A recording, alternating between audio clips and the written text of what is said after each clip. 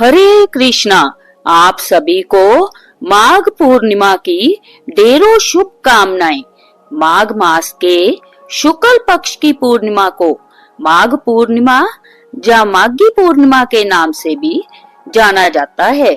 माघी पूर्णिमा के दिन पवित्र नदी में स्नान करने का बड़ा महत्व है। मान्यता है कि पूर्णिमा के दिन श्री हरि विष्णु पवित्र नदियों में निवास करते हैं।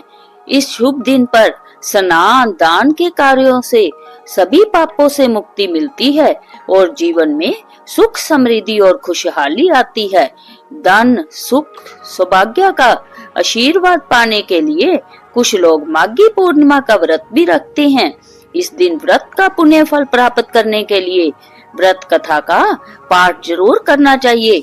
आइए जानते हैं माघी पूर्णिमा की व्रत कथा। द्वापर युग में एक समय की बात है कि यशोदा जी ने कृष्ण से कहा, हे कृष्ण, तुम सारे संसार के उत्पन्न करता, पोषण तथा उसके संहार करता हो। आज कोई ऐसा व्रत मुझसे कहो जिसके करने से मृत्यु लोक में स्त्रियों को विधवा होने का भय न रहे तथा जय व्रत सभी मनुष्यों की मनोकामना पूर्ण करने वाला हो।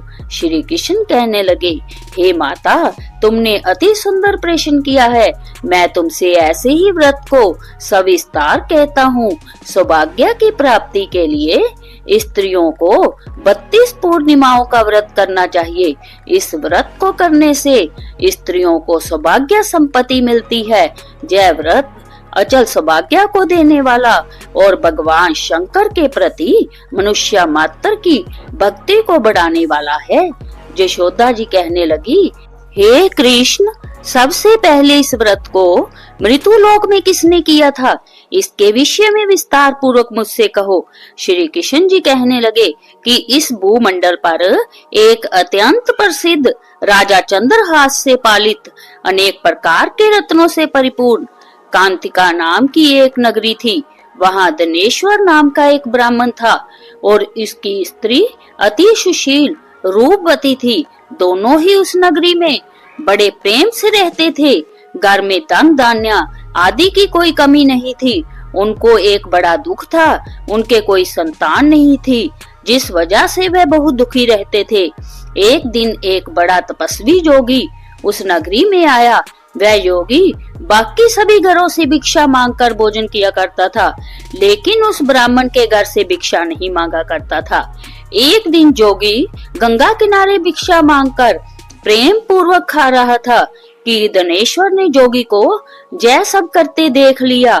अपनी भिक्षा के अनादर से दुखी होकर धनेश्वर जोगी से बोला, आप सभी घरों से भिक्षा लेते हैं, परंतु मेरे घर की भिक्षा कभी भी नहीं लेते। इसका कारण क्या है? जोगी कहने लगा कि आपका धर्म हमें इस बात की आज्ञा नहीं देता है, क्योंकि अभी आप गृहस्थ जीवन में एक सुख से वंचित हैं। आपके घर संतान होने पर मैं आपके घर से भी भिक्षा स्वीकार कर लूंगा। उन्होंने कहा कि जिसे संतान नहीं है उसके घर से भिक्षा लेने से मेरे भी पतित हो जाने का डर है। धनेश्वर जय सब बात सुनकर बहुत दुखी हुआ और हाथ जोड़कर जोगी के पैरों पर गिर पड़ा तथा दुखी मन से कहने लगा कि आप मुझे संतान प्राप्ति के उपाय बताएं। आप सर्वज्ञ हैं, मुझ पर अवश्य ही कृपा कीजिए। धन की मेरे घर में कोई कमी नहीं है, लेकिन मैं संतान न होने के कारण अत्यंत दुखी हूँ। आप मेरे इस दुख का हरण कीजिए। जय सुनकर जोगी कहने लगा, तुम चंडी की आराधना करो। घर पहुंचकर उन्होंने जय सारी बात अपनी पत्नी को बताई और खुद वन में चला गया। वन में पहुंचकर उसने चंडी की आराधना की और उपवास किया। चंडी ने 16वें दिन के बाद उसको सपने में दर्शन दिए और कहा कि हे धनेश्वर, जा तेरे पुत्र होगा, लेकिन उसकी आयु सिर्फ 16 वर्ष होगी। 16 वर्ष की आयु में ही उसकी मृत्यु हो जाएगी। अगर तुम दोनों स्त्री और पुरुष 32 पूर्णिमाओं का व्रत करोगे तो जय दीर्घायु हो जाएगा। जितना तुम्हारा सामर्थ्य हो उतने आटे के दिए जलाकर शिव जी का पूजन करना, लेकिन पूर्णमासी 32 ही होनी चाहिए। सुबह होते ही तुम्हें इस स्थान के पास एक आम का पेड़ दिखाई देगा।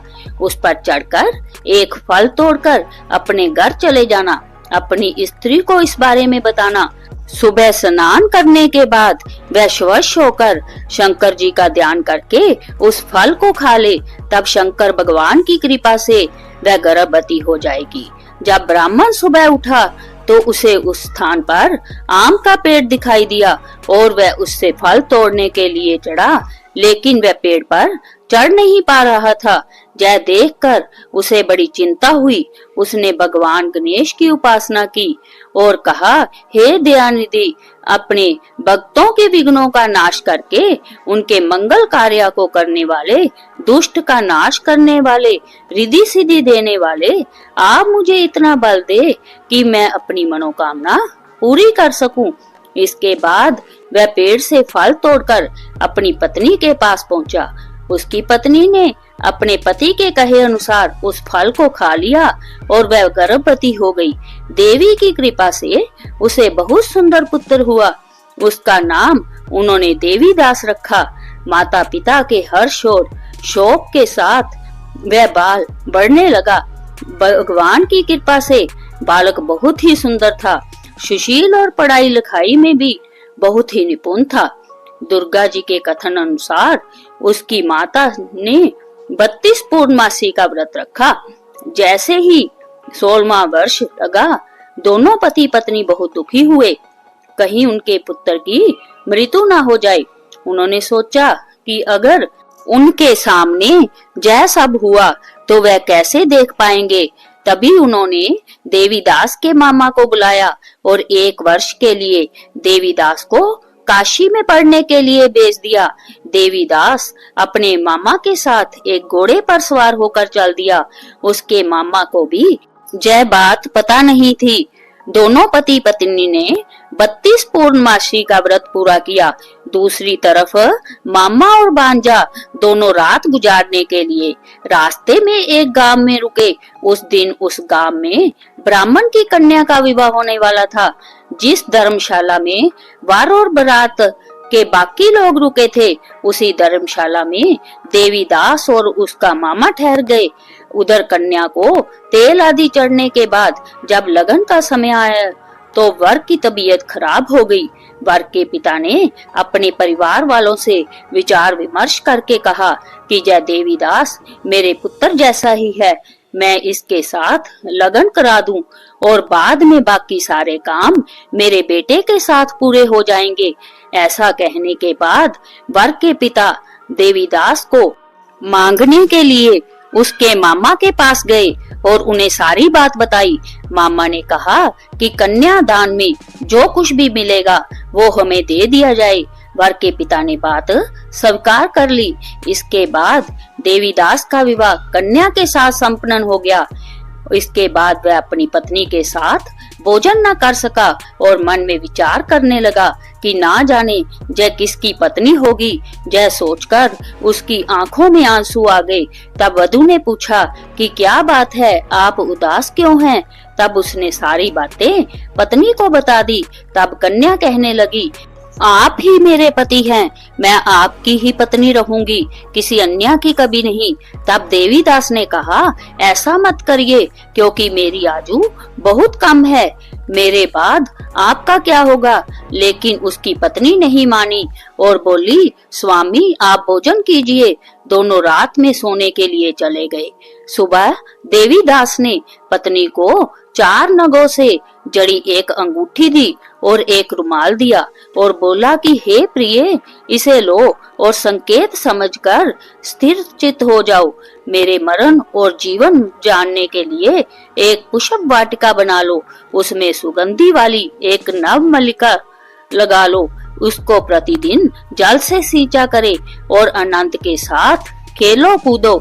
जिस समय और जिस दिन मेरा प्राणांत होगा उस दिन जय फूल सूख जाएंगे। जब जय फिर से हरे हो जाए तो जान लेना मैं जीवित हूँ। जय समझकर वह वहां से चला गया।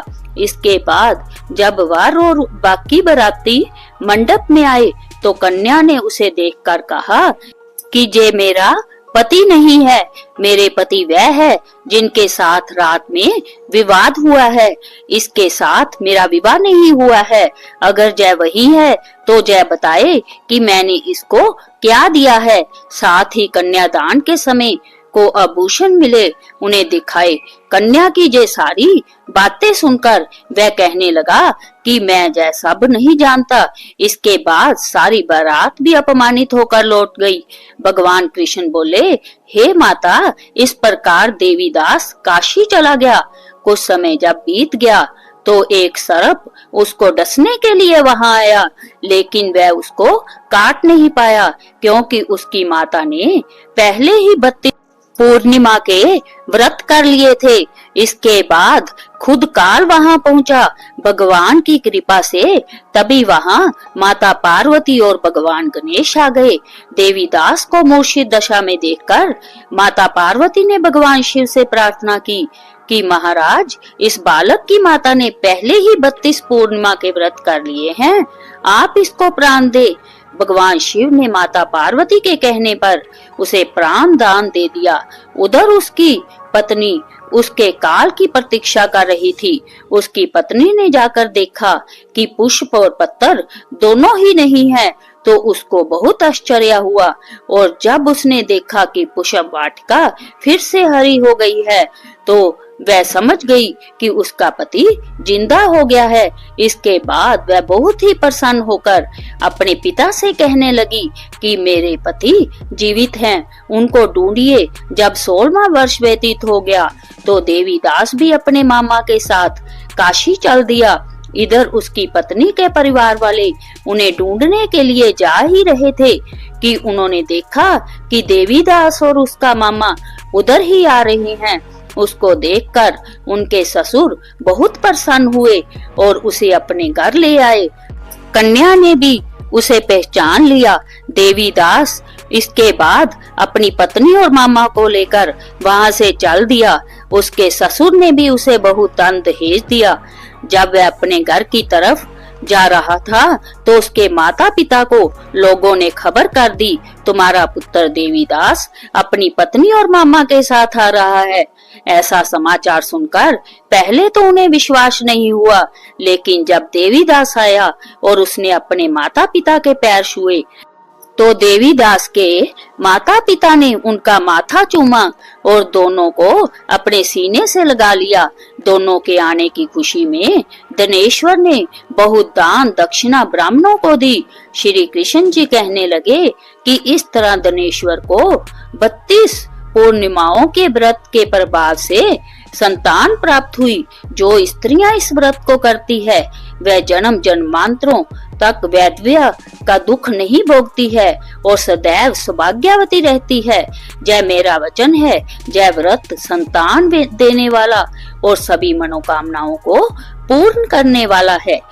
तो जय थी कथा माघ पूर्णिमा की। ऐसी ही पवित्र कथाएं सुनने के लिए चैनल को सब्सक्राइब करना ना भूले। बोलिए श्री हरि विष्णु भगवान की जय।